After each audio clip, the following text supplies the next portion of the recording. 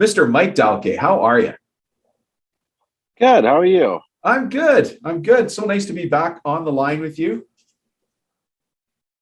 Yes, it's a pleasure to be talking with you again after a brief delay that we've had. Yeah, well, you guys are super busy. We have been. It's been a wild 2021. Definitely the busiest year of my professional last decade for Yeah, sure. yeah. Well, you know what's good about that is you guys don't just talk about it, you do it. For sure. Yeah. There's for people listening, there's a slight audio lag. Mike doesn't normally sound like this, but we may have some technical difficulties. Stick with us because the information today is pretty valuable. Mike, we got a juicy one today. You're going to take us through the anatomy of a cabinetry foreclosure. Yes, closure in the cabinet space. Yeah. And it's a crazy, crazy story, Dom. I got a call as a turnaround guy about, I would say maybe March of last year. I was just getting over having a baby. I didn't really have to get over it, but my wife had a baby. And so we were intending on me staying home for a while, not traveling and not doing any major professional work for a while. And I got a call from a guy who said, "Hey, can you come out?" It was an introduction from a mutual friend and take a look at what we got going. And it was very clear immediately they had been purchasing inventory and not been getting through, and that they were significantly overstaffed. Turnaround. So I said, "Hey, you're going to have to lay off some staff and you're going to have to sell some old inventory." And that was the beginning of the crazy story. Just a hey, flippant meeting, walking through the warehouse, 125,000 square foot warehouse, full of cabinets. Huge place. Full of cabinets. Hey, Mike, let's back up a sec so everybody understands the backstory here, the backstory of you. Mr. Dahlke, who the heck are you? And how is it you come to be speaking to this worldwide group of very, very interested cabinet makers and furniture makers and architectural millworkers about foreclosures? Yeah, so the professional answer is that we do turnarounds and investments into blue collar businesses.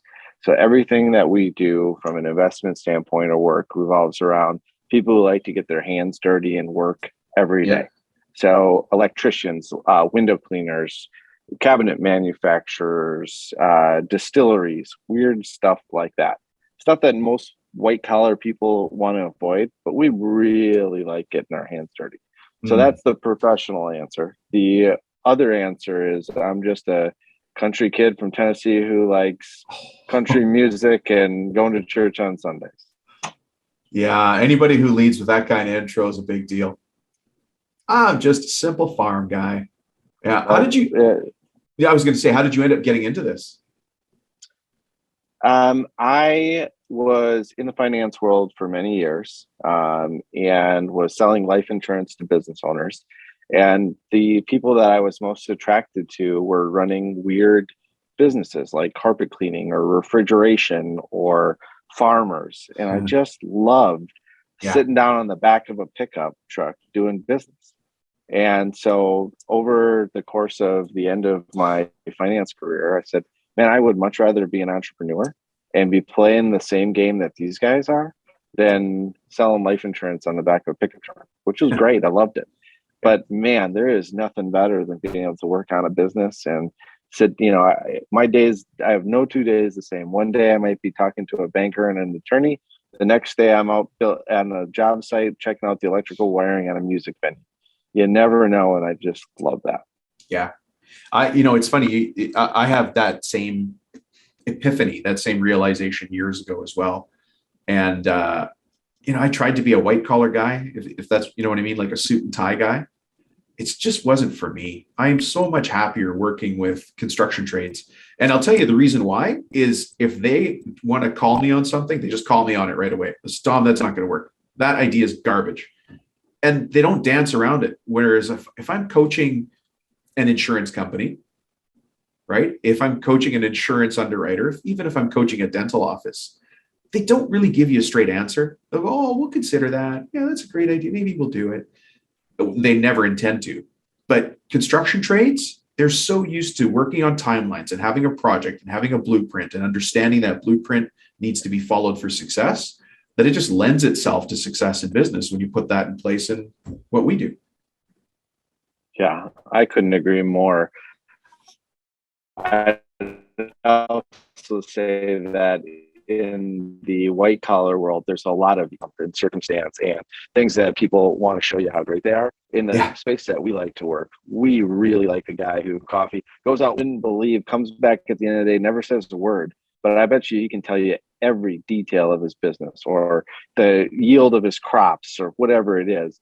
But there's no ego involved. It's, I'm going to kiss my wife in the morning, going to have my cup of coffee, going to come back, do the same thing at night, and provide for my family. Those are the type of guys I love. Well, you and I are going to get along great on this show, and I'm sure there's a lot of people listening, nodding their heads as they're driving around town. But now we've opened up a can of worms here. This cabinetry foreclosure, an 125,000 square foot facility. Obviously, confidentiality is important to all of us here, and so we're not going to share names. But can you take us back to the beginning? How did this company start? How did they get to where a foreclosure was on the table? So I don't know all the details, but they was started by a serial entrepreneur who I still know and respect and really want to see him succeed in many other ventures. But he was in a position where he was chips that he knew would buy cabinets from. And it grew very, very, very quickly. It is a success story in its own. And it was doing a lot of importing of cabinets. So it grew up to 20 million of revenue. I believe a little over that, actually. And then when the Chinese tariffs were imported, it was a significant blow. And then COVID was another significant blow.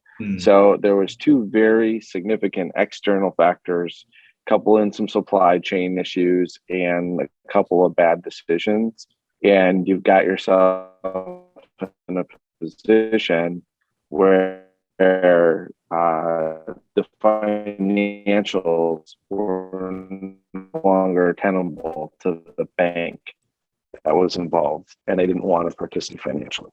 Yeah. So this guy wasn't manufacturing, if I'm understanding correctly. He was importing and redistributing. He was importing, and he was doing a little bit of in-house assembly and value-added stuff, but not. He was not running CNC machines or anything like that. Right. If you had to break it down, now you're in front of a college class or a tech college talking to a bunch of joiner and cabinetry maker people about the perils and pitfalls. How would you summarize the path to getting this company in trouble? So, wow, that is a great question. The shortest version that I could say for that is that you have to make sure that your capacity matches the real demand for your business. So if you have $1 million of brown cabinets and the whole world wants white, you're not matching the capacity to the real demand. If you have 60 people on the team, but you only need to build 5 cabinets that day, you're not matching the production to the real demand. So if I'm teaching a class of how to make this really work, I would say that you have to set your business up in a way and understand the numbers in your business in a real way where you can match the production to the demand at any level. So whether you did 5 million or 20 million, you should be able to be profitable at any level if you're managing your business and you're appropriately matching capacity and demand. I love what you said there. Know the numbers in a real way. Can you dig into that a little bit for us? What does that mean to you? And you're a professional. You come in and you look at the numbers. You know what you're looking for. What do you like to see? What does that mean? So I'll break it down in a couple of different ways. So the first one is your profit and loss statement. There is some numbers that most businesses factor in, and you can talk to other people in the industry and you can get the in general numbers, whether it's an electrical company, it's a cabinet company, it's a janitorial company. They'll tell you roughly what the cost of goods sold should be, how much you should spend on marketing or sales. and you can get that as a percentage of revenue. So in our cabinet manufacturing business or a cabinet distribution business, we want our material percentage to be sub 50% of revenue for where we're at. And we want that to always be going down. We know that we want our overhead to be a certain percentage. We know that we want our freight in and our freight out to be a certain percentage. So we can build a P&L that says this is our model, our business model to that. And then we drive towards KPIs for those models. So for example, if we want to have one of ours at our cabinet company is we want our builders that are actually building the cabinets to be under 3.5% of revenue.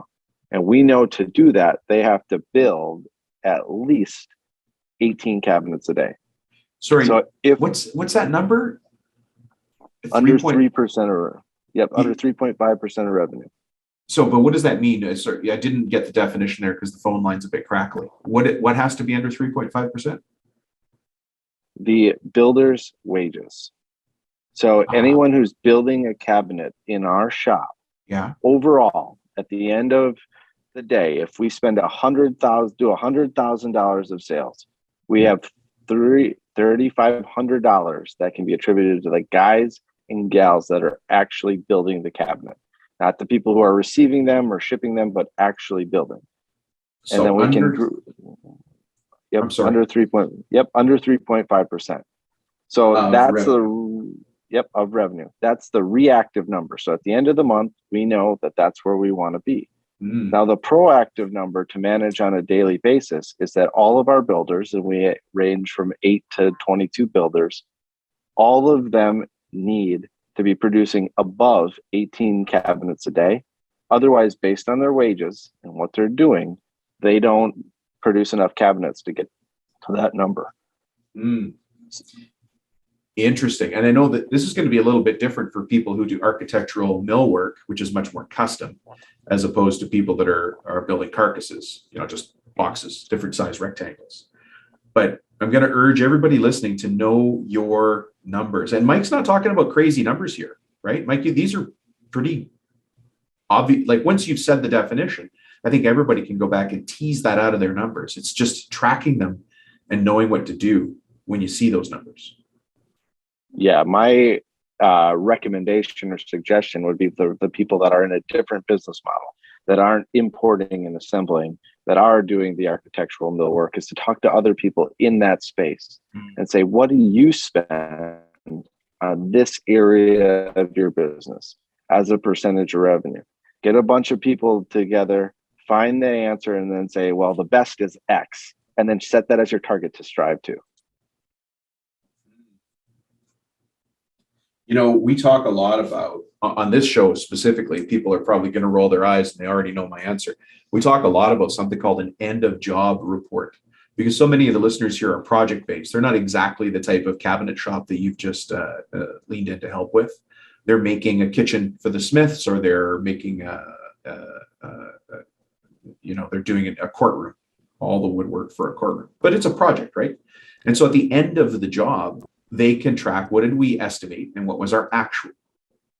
That's called the EOJ report. Some of you are laughing because you remember my Christmas poem that talked about 'Twas the Night Before Christmas, where Santa reminded everybody to do their EOJs. But you got to know these numbers or you're operating blind and stressed to the max. Yeah, agreed. And we do some of the stuff you're talking about, mainly for the multifamily space. And we call it a postmortem. After the job is done and dead, we're going to do the autopsy, and we're going to see what killed the job or made the job based on that autopsy. Yeah. Geez, that's a little bit funny, because I remember way back when I first started business coaching, one of my first clients made caskets, coffins. Yeah. I don't know that they would have appreciated that joke, but it fits so well. So we've got, when you first walked in and you saw the situation, can you run us through that again? Because obviously you saw an immediate win. You saw an easy win that this company could have. What was that win, and what kind of resistance did you get internally for making that change? Well, the easy win was that they had millions of dollars of cabinets sitting on a shelf that were just sitting there. All of their cash that they were losing was sitting on the shelves, just needed to be moved. So there was an easy win to do one of three things. The first is to just sell it, liquidate it, get rid of it as fast as you possibly could. Yeah. The second was to rework it and say, all right, we're going to paint, sand this brown cabinet down, sand it, and paint it to a white color or something different. And then the third was to find end users that could do it, auction houses and other places who would sell it for us at a commission or consignment type rate. So we did a little of all three of those things after we foreclosed and took it over, where we could say, hey, we've got millions of dollars on the shelves. Yeah. That's where the cash is. Let's turn it into real cash that we can use today versus something that sits on the shelves and just makes us feel good about having a warehouse full of stuff. I'm hoping a prayer. Yeah. Yeah. Can I give you an example where I ran across that very same thing? And I think I stumbled across it, but I've had many other businesses outside of what I'm doing right now, but it all came back to when I started business coaching. But one of the things I did is I was selling used junk on eBay, and then I started a used bookstore out of that. And so we had over 250,000 books in inventory. And I remember saying to one of my partners one day, he's like, "Oh, these books are free. We just get as many free books as we want." And I said, "I don't think so." I said, "Each one of these books owes me rent." He said, "Well, how are you going to calculate rent on a book, Dom?" I'm like, "I don't know, but I know the rent for the building. And when I divide that rent by 250,000 books on a monthly basis, that book owes me 10 cents a month or whatever it was, right? Because it owes me rent. It's taking space, just like a storage facility, just like a parking lot where you pay for parking. It owes me rent. And so I wonder if you ever looked at that standing inventory as it's sitting there and it owes me rent. I love the analogies. We've never used that. I'm going to now. I'm going to steal it. Call it your own. Call it your own, man. Yeah. I love it. Yeah. Because at some point, a book that I bought for 10 cents, a wholesale used book, if it costs me 10 cents at the end of the month, I can't afford to keep it for more than a month.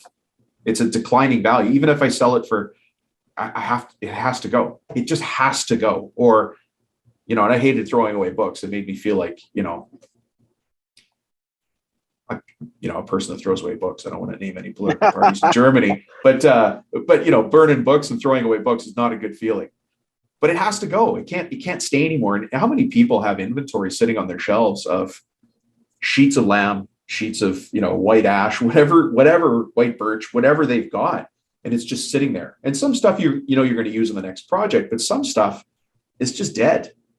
It's a color from the 80s that was laminated. You're like, why do we have this? 100% agree. We're thinking the same way. Hey, Mike, you talked about walking into this shop and seeing the situation with all the inventory on the shelves. And I get that, but what was the resistance from the owner, the owner at the time? What was their resistance to making these tough decisions? Sell it off, rework it, or find an auction house? So I think that there was two main things. One is that the bank, they had listed their assets and their inventory on their financials to the bank at a certain dollar amount. And they were always worried they couldn't get enough money, that if they were to go back to the bank, that the bank would be upset. So even though it wasn't really worth that, they were telling the bank it was, and the bank was going in and looking at it and thinking it may have been. So they were worried they couldn't get enough money. And then the second is, I really feel like it was a safety blanket for them, almost like a blankie you carry around when you're a baby, and just makes you feel good and nice and warm and great. And when they would walk into the warehouse and they would see all these cabinets, they would feel like life is okay. I'm safe and I'm comfortable. Versus if they went in and they saw very few cabinets on the shelves, doesn't look like as effective as an operation to some people. So I think it was a little bit about the financials, and some of it was more of a comfort of just having shelves stocked full of stuff. I've got so many questions in that answer, and a bunch of people are in that. So my two questions, I'm going to put my two questions on the table at once, and I'll let you choose, Mike. Okay. Number one is, how do you have that tough bank conversation that says, I've been telling you it's $1 million in value, but it's actually 250. That's question number That's one of the optional questions. The other one is, do you think they had a sales problem or a forecasting the future problem that led to too many brown cabinets, not enough white cabinets? So the short answer to the second one is yes. And the answer to the first one is one of my favorite things in the world. And that is just dealing with reality as it is, not as you wish it to be. And so as a turnaround guy, I am constantly having conversations with people about reality that they just don't like. They got to kick over the rocks and see the worms and the squiggly, ugly things that are crawling around. And people don't like to do that. So when we called the bank and said, hey, we're interested in buying the note off of you, which is how we ended up foreclosing, they said, well, what do you think it's worth? We showed them a third-party valuation of what it actually was worth, which was about 35 cents on the dollar. And they said, all right, well, I guess we're in this, we're going to have to do this. And so that is how we ended up getting it, is we bought it for less than what the bank would have had to do as far as, buying the inventory, selling the inventory, doing the foreclosure themselves. Now, one of my favorite lines to talk about with bankers is the number one rule of turnaround is stop doing dumb stuff. Just stop doing dumb stuff. Is that a rule? That's such an easy. Oh, I could spell all of those words. It is, right? Like, so when you have the guys in their fancy suits come in and they fly on the planes, one of my first turnarounds or big turnarounds was in Minneapolis, and these suits came in from Chicago, and I said, hey, number one rule is stop doing dumb stuff. This is a $27,000 forklift. And they paid $27,000 for this because they didn't have the money to just buy it. It's a $6,000 forklift. So that's dumb. We're going to stop doing dumb stuff. And so there's a lot of stuff that happens in business because you have to, or you're so in the weeds and you can't figure it out. Yeah. And so you do stuff because you feel like you have to. Okay. And some of that stuff is really dumb. I'm included in doing dumb stuff all the time. But number one rule of turnaround is stop doing the dumb stuff. Stop doing the dumb stuff. And I want to be gentle with some of the people listening, because you might be doing dumb stuff now because you don't have a lot of choice, because you're backed into a wall and you've got to do things you don't agree with. However, and Mike, I'm going to get you to challenge me on this. At some point, I have to stop doing that dumb stuff. And I think the way you do it is by having numbers in place, doing your end of job reports, having a dashboard that tells you all your numbers. The administrative part of running a business might not sound sexy and exciting, but it's actually very sexy and very exciting. Yeah, I wholeheartedly agree. And to add to that softness, I've always dreamed about starting a podcast called All the Dumb Things We Do in Business, because the list of dumb things that I've done, from having 18% interest on credit cards to get through the winter, to buying trucks that started on fire, to all sorts of crazy things that I believe me, I've set the record on doing dumb stuff. But to your point, having the end of job report, but also thinking and forecasting the future based on that, so you know the decisions you need to make today that are going to affect you 90 days from today. So the end of job report is going to tell you if you're successful at your current operations, but do you have enough jobs in the pipeline to make sure that 3 months you're going to be okay, 6 months you're going to be okay, those type of things. So taking it one step further, also looking out at the future and saying, wow, having 18% credit card, that's really, really, really not smart. What if I just talked to a bank and got a loan for 6% to get me through the winter? Man, that would make a lot more sense. Those type of things, being proactive versus reactive. I have so many questions I want to ask, but I'm going to ask you the one I think one person in the crowd listening really wants me to ask. And that is, I know I have to have this tough conversation. I know I'm doing dumb stuff, guys. Stop bugging me about it. How do I call my banker and what do I say? Specifically related to the inventory or that conversation. Yeah.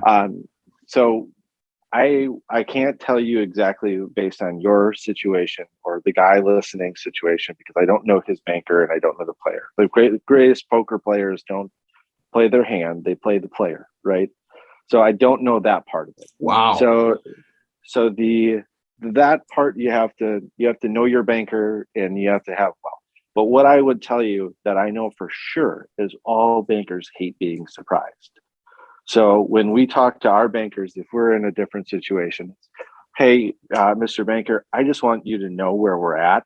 I want to let you know, one, this is how we got here, and this is how we plan to get out of it. But most importantly, I didn't want you to be surprised by an end of the year financial or a big write down or that I've sold a bunch of inventory. So this is what happened, and this is our plan to get out of it, and the steps we're taking to address it today. If you have a plan and you're dealing with it aggressively and honestly, I found that most of them are really, really good. If you surprise them, or you don't know how you got there or how you're going to get out of it, they typically are very, very concerned and frustrated. Let me, I'm going to do the shameless plug, but somebody needs to hear this. If you have no idea how to get out of this, call Mike or call Dom. For sure. Because guys like you and me and some other people I've had on the show, no offense to you and I, we just deal with this every day. It's easy to wash the emotion out. And sometimes it's I find it hard to keep in mind how emotional it is for people because I deal with it every day. But these are tough decisions. Tough decisions. But they have to be made or the company's not going to survive or it's not going to grow. Like we're not talking about every company being in at the edge of bankruptcy. It's just time. I just got a text message before we started, just before our interview started. One of my clients down in South Texas had to let his brother go. And he's been talking about his brother being a problem in the company for a long time. You imagine how hard that must have been for that guy? Oh, man. And the stories about that. I mean, business is really hard. We just had to let me and my partner, who's been on your other show, Michael Kaplan, had to let one of our best friends go. And we had to do it 2 weeks before my partner and him were going to go on family vacation together to Mexico. Oh no. I mean, and to his credit, he was an ultimate professional, got it. He was in the wrong spot on the bus and we needed to make a change, and he knew it and we knew it. But we let it go on too long because we were afraid to deal with the reality. And once we dealt with it, we all said, oh, man, all right, now we can move forward. But for a moment there, we were all just lying to ourselves saying, it's going to change. It's going to get better. It just a little bit longer. And then we realized we just got to make the hard decision and do the hard thing. It'll be better for both of us. Oh, I'm sorry, but I'm glad you did it. I'm glad he was, strong enough. And that's did they still go on vacation, by the way? I do not know the answer of if they all went on vacation together, but what I do know is we found other opportunities for him to work in other companies of ours because he was the right guy. He was just in the wrong seat. Yeah. So now happier and better. And you know what, Mike, that happens too. One of the things I talk about here on the show is, especially as somebody's going through the startup phase of building their business, when you're starting, you're pulling in resources from everywhere. So you ask your mom, your uncle, your wife to do your books. And so they're doing it for you as a favor. Suddenly you're doing $1 million, $2 million, and you realize, my mom is not the right bookkeeper, or your wife or your spouse, husband or wife. That's a tough conversation to say, hey, thanks for all the work you did, but now I'm going to let you go. I think it needs to change. Now we're going to let you do something else. Now we're going to get you to do something else. You're the right person. You're great. I love you. But this role is something different now. That's a difficult conversation, but it has to be had. Agreed. Yeah. Wow. So much meat on this bone, man. This is awesome. So tell me what the company looks like now. Let me summarize what I've heard, and then maybe you can tell me what it looks like now. So you guys met somebody just through normal ways of meeting somebody. They said, come on down to our shop, have a look around. You walked in and you saw what we call low-hanging fruit. And then a deal was struck. And so you came in, and as part of that deal, the company was put into foreclosure so that you could resurrect it and keep it alive, keep everybody working, keep the bank happy. And you saw that there was an upside to this business. Am I right so far? Yes. So Mike, I've just given you a summary of how we got here. What does it look like now moving forward? How does the company look if I was to be the new person walking through and having a look around? Yeah, what you would see is a lot less inventory on the shelves. So we've already had about a 20% reduction in inventory, and we're continuing to churn through that.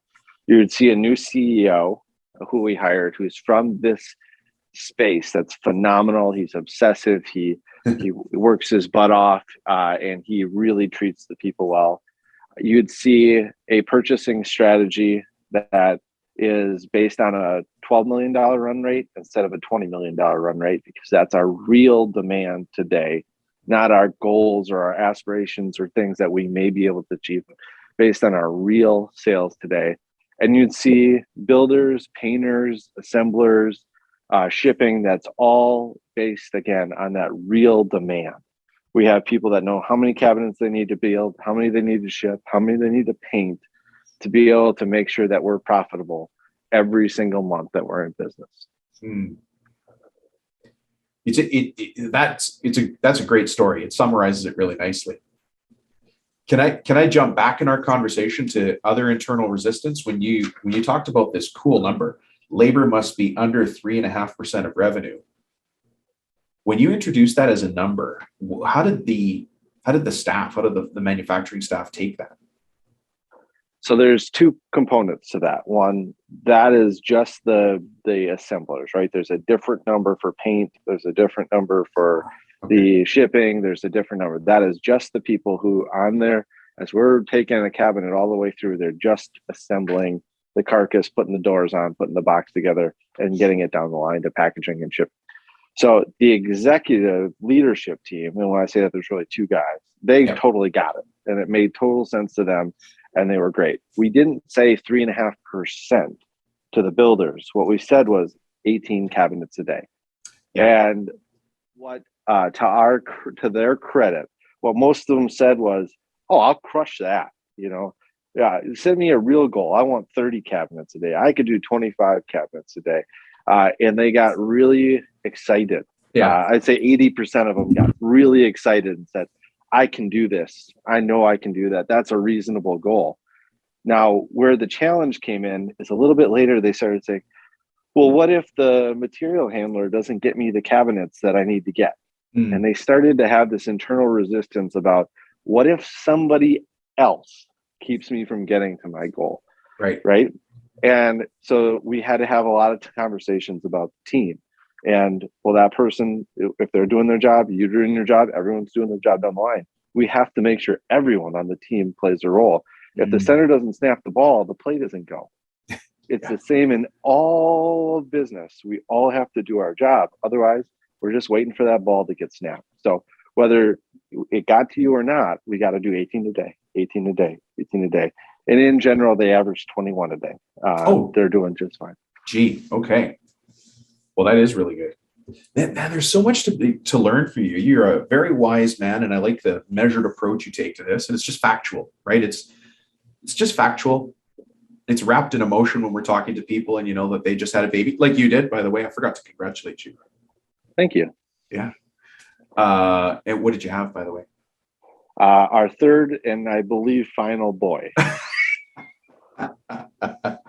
Has the boss cast her vote on whether it's final or not? She did, and then she rescinded her vote. She said, "We tried for a girl, we didn't get it." She said, "I'm done. I can't go through another pregnancy and baby and no sleepless nights."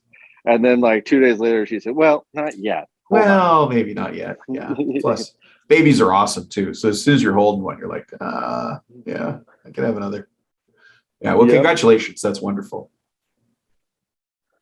So you have three boys. Yes. You're going to need window insurance and drywall insurance. Oh, yes. I think that the rule is going to be you're not allowed back inside until it's dinner or lunchtime, because they're crazy and wild, and Nerf guns and sleds and all kinds of fast moving toys are our life right now. Oh my gosh, you just described my entire Christmas and holiday break. It was a Nerf gun extravaganza. I'd be in the kitchen working on something and I'd just hear that. It's my son sniping at me from the other room. I love it. Oh, I love it too. There's nothing better. And what are you going to do? Yell at your kid? No, he's supposed to be doing that. He's bored. He just chose to shoot me in the butt. It's as long as it's a Nerf dart, we're okay. Hey, Mike, this has just been great. And as you mentioned, your partner, Michael Kaplan, has been on one of my podcasts as well. You guys had such an interesting background from where you came from and got to here. If somebody wants to find out more about you or contact you, how would they do that? The easiest way is to go to redhookinvestments.com, redhookinvestments.com, fill out the contact request, and one of us will get in contact with you right away. What does Red Hook mean? Or is it just the town? It is the town in St. Thomas where I got married to my wife and we had our honeymoon. Nice. Okay. I was wondering what Red Hook meant because I know one of your others is Booyah Capital Partners. Correct. And that I have no idea what it means. We just thought it would be fun to put Booyah in all of our legal entity names. As you know, what you do business as has nothing to do with what the legal name is normally. Right. So Michael Kaplan thinks it's funny to come up with really funny names. Oh, yeah. Like Banana Purple Stand. Monkey. Yeah, Banana Stand Marketing LLC or Purple Monkey Dishwasher LLC. And when you're talking to the banker and they say, what is Purple Monkey Dishwasher LLC? Like, well, that's the name of the company. It just lightens the mood, and Kaplan's a goofy guy and a lot of fun. So we've enjoyed it. You know, people don't know this at all. This is a new fact about Dom right here. But for a short while, I had a couple of vending machines that I managed because I was looking for passive cash flow and a way to give my parents money without them feeling like I was giving them money. So there's a long story behind it. So I started a vending machine route, and I had a couple of vending machines throughout town. And the company I named No More Ties because I was always wearing a suit and tie, and I hate those things around my neck. And I've got a neck the size of most people's waist, right? So it's not comfortable. So I called the company No More Ties.